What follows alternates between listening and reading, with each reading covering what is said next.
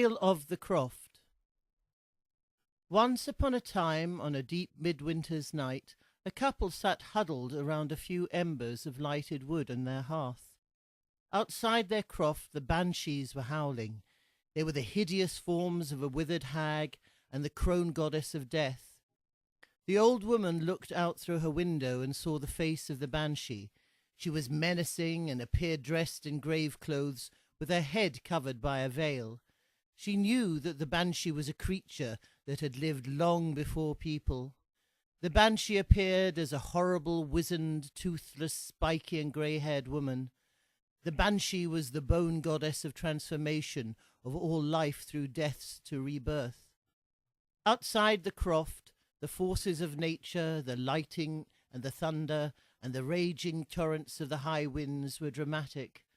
Around the croft that night the wild hunt was gathering and rode through the air as ghosts and witches.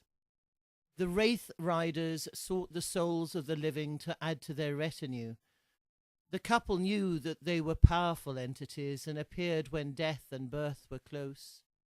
The ancient one, the blue hag banshee, had created the blue mountains by flying through the sky and dropping stones. The banshees were life's perils and the warning of death. The banshees, as the hags of destiny, dispensed justice to mortal beings. They rode through the skies, terrifying humans, benevolent and deserving to the good, but harsh to those who had done evil, that had been selfish in their lifetime.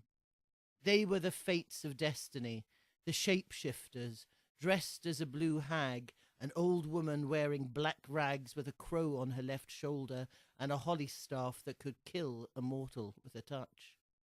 The banshee roamed the highlands freely by night, searching for souls, but especially during the winter. At the beginning of spring, at midnight, she would throw her staff under a holly bush and then be turned to stone for 6 months. At Halloween she transformed once again, and the game was renewed for the next cycle of the seasons. The couple in the croft heard the rattle and wail of the winds and thought it might herald their own death. It was known to all the local people as the keening. It sounded as a strange musical note that comforted a person who was ill or in pain. It was the ancient horn call that reminded those who were very old and fading away to return to the peace of the other world. The banshee sometimes appeared as a hooded crow, or a hare, or a weasel. The gypsies, who often came calling, had said it was unlucky to see any of these creatures near a sick room. The old woman saw the banshee outside her window and thought her husband was dying, as she saw the flapping of a cloak in the wind. The old woman saw a black rider and a hideous face peer through the window and did not want to look.